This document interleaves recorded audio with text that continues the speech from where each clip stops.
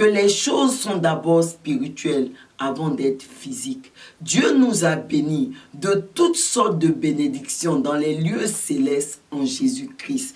Éphésiens 1, le verset 3. Béni soit Dieu, le Père de notre Seigneur Jésus-Christ, qui nous a bénis de toutes sortes de bénédictions spirituelles dans les lieux célestes en Christ. Amen. Le désir de Dieu, c'est que nous puissions recevoir et vivre toutes ces bénédictions spirituelles dans chaque domaine de notre vie ici sur la terre. Mais pour posséder ces bénédictions spirituelles dans ma réalité physique, je dois d'abord les posséder dans mon esprit, dans ma pensée. Et ensuite, je dois poser des actes dans le physique pour appeler ces bénédictions spirituelles présentes dans mon esprit, dans ma réalité physique. Et pour faire tout ce processus, Dieu nous donne la foi. Hébreux 11, le verset 1. Or, la foi est une ferme assurance des choses qu'on espère, une démonstration de celles qu'on ne voit pas.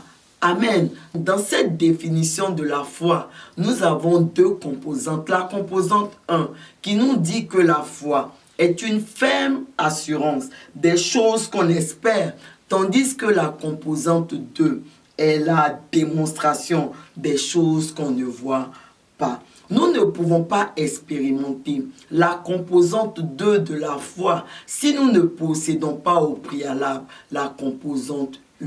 Maintenant, écoutez, la possession de toutes ces bénédictions spirituelles dans les lieux célestes en Jésus-Christ, elle commence d'abord dans notre esprit, dans notre pensée. Et c'est exactement ce que nous permet de faire la composante 1 de la foi, à savoir la foi est une ferme assurance des choses qu'on espère.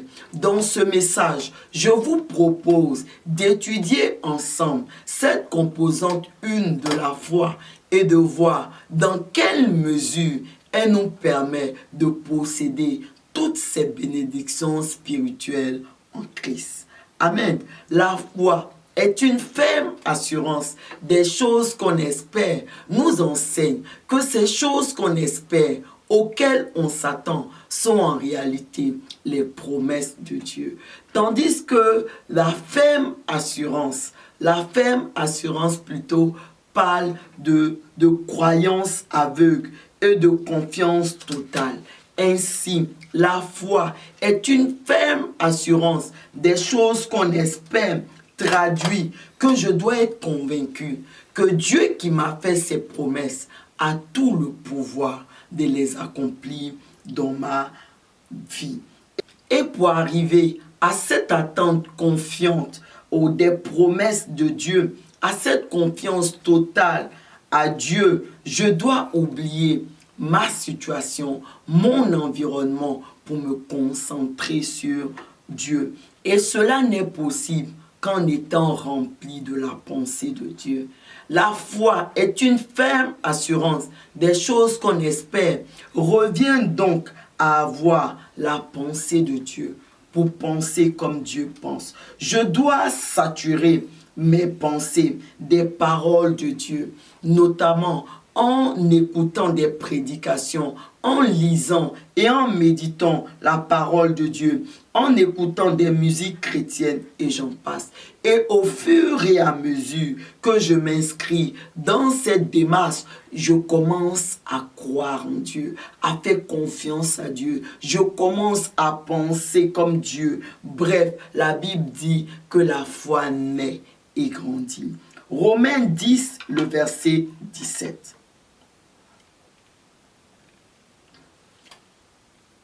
Ainsi, la foi vient de ce qu'on entend, et ce qu'on entend vient de la parole de Christ. Amen.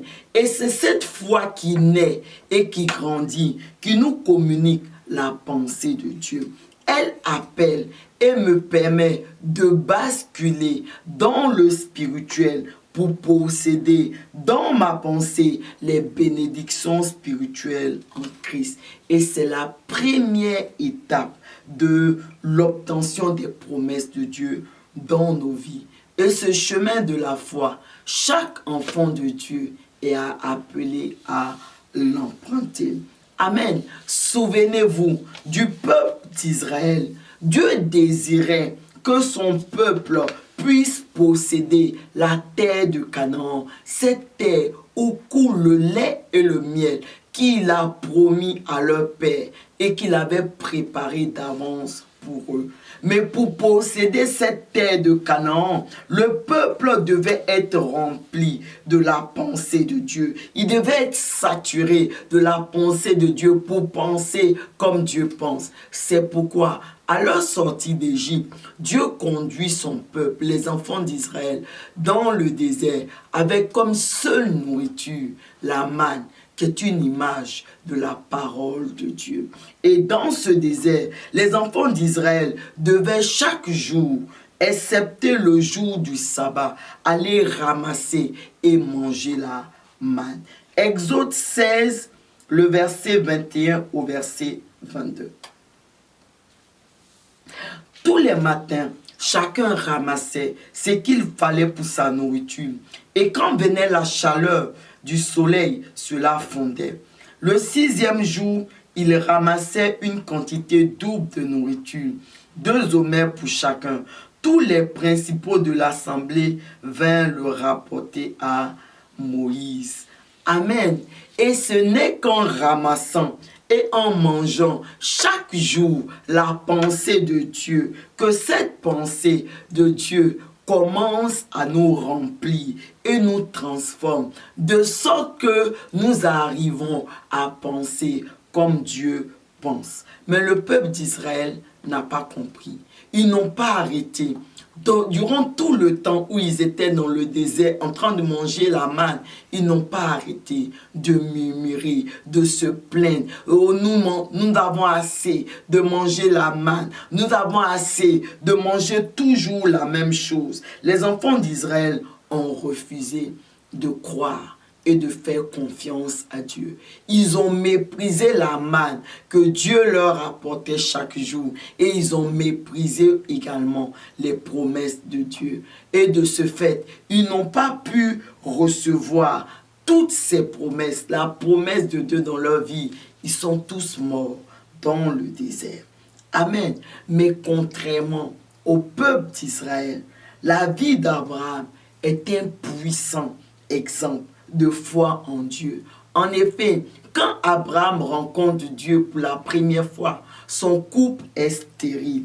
Mais regardez, Dieu le bénit et lui promet de faire de lui le père d'une multitude de nations, alors que Abraham n'avait aucun fils. Vous pouvez lire Genèse 17, le verset 2 à 5. On n'aura pas le temps de le lire, mais vous pouvez prendre le temps de le lire tranquillement chez vous. Amen. La Bible dit qu'Abraham a cru en Dieu. Il a fait confiance à Dieu.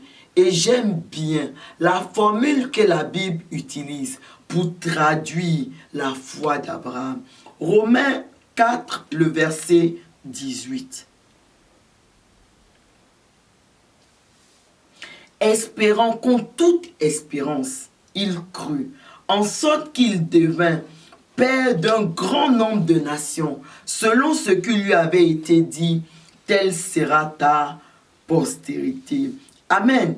Ce verset nous dit que malgré le temps qui passait, malgré l'environnement contraire à la promesse, là où il n'y avait aucune raison d'espérer, Abraham n'a pas cessé de dire, Seigneur, peu importe notre stérilité, Seigneur, peu importe notre âge avancé, peu importe le temps qui passe, je continue à te faire confiance. Je continue à m'attendre à toi. Tu as tout le pouvoir d'accomplir dans nos vies ce que tu as promis. Amen. Abraham est ainsi arrivé à un niveau de foi tel que ses pensées était rempli des pensées de Dieu, des promesses de Dieu. Et il a commencé à penser comme Dieu pense. Et il a possédé dans sa pensée toute cette multitude de nations dont Dieu lui avait promis. Et parce que Abraham a possédé cette foi véritable selon Dieu, la Bible lui a rendu un vibrant témoignage en le présentant comme le Père de la foi. Vous pouvez lire Romains 4, verset 11 au verset 12. On n'aura pas le temps de le lire, mais vous pouvez le faire tranquillement chez vous à la maison. Amen. De même, tout comme Abraham, David va manifester cette foi puissante et agissante. Dieu choisit David comme roi pour être le roi d'Israël. Puis, il envoie son prophète, le prophète Samuel, pour loindre. 1 Samuel 16, le verset 1. Ensuite, on ira au verset 12 jusqu'au verset 14. L'Éternel dit à Samuel, « Quand cesseras-tu de pleurer sur Saül? Je l'ai rejeté, afin qu'il ne règne plus sur Israël. Remplis ta corne d'huile et va. Je t'enverrai chez Isaïe, Bethléemite, car j'ai vu parmi ses fils celui que je désire pour roi. » Et au verset 12, Isaïe l'envoya chercher. Or, il était blond, avec de beaux yeux et une belle figure. L'Éternel dit à Samuel, « Lève-toi, oins-le, car c'est lui. » Et au verset 13, Samuel prit la corne d'huile, éloignit au milieu de ses frères. L'Esprit de l'Éternel saisit David à partir de ce jour et dans la suite. Samuel se leva et s'en alla à Rama. Enfin, au verset 14, l'Esprit de l'Éternel se retira de Saül, qui fut agité par un mauvais esprit venant de l'Éternel. Amen. Après cette onction, dans le spirituel, David était déjà le roi d'Israël, mais dans le physique, il ne l'était pas encore. C'était toujours Samuel qui était le roi d'Israël. Mais David a cru en la promesse de Dieu et il a laissé ses pensées, son esprit être rempli de la pensée de Dieu au travers de l'adoration qu'il apportait quotidiennement à Dieu. Ainsi, David a commencé à penser comme Dieu pense, à tel point que dans ses pensées, il se voyait comme le roi d'Israël que Dieu dit qu'il est. Amen. Dans l'ancienne alliance, les sacrificateurs dans le temple renouvelaient quotidiennement les pains de proposition qui sont aussi une image de la parole de Dieu. Et seuls les sacrificateurs avaient le droit de manger les pains de proposition de la veille.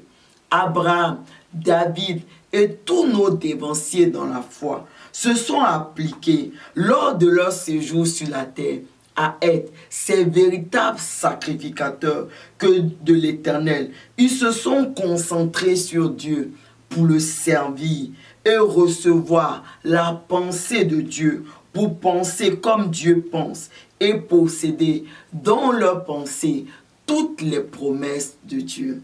Amen.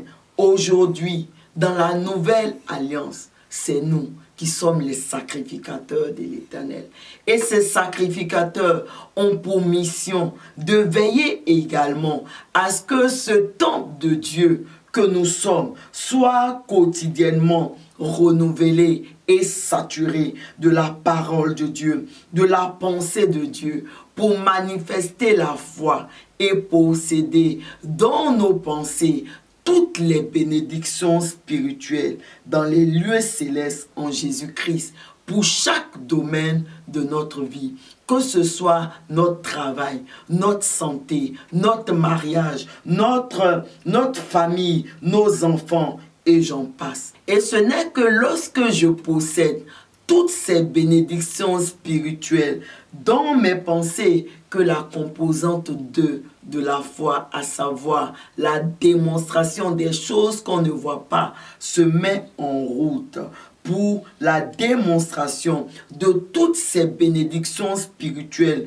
présentes dans mes pensées et que je ne vois pas encore dans ma réalité. Et nous étudierons cette composante 2 dans notre prochain enseignement. Ma prière en ce jour, Seigneur, je désire déjà posséder dans ma pensée toutes ces bénédictions spirituelles en Christ pour me voir comme ta servante que tu dis que je suis. Fortifie-moi à veiller quotidiennement que ton temple que je suis soit saturé de tes paroles, de sorte qu'animé de tes pensées, je puisse penser comme tu penses.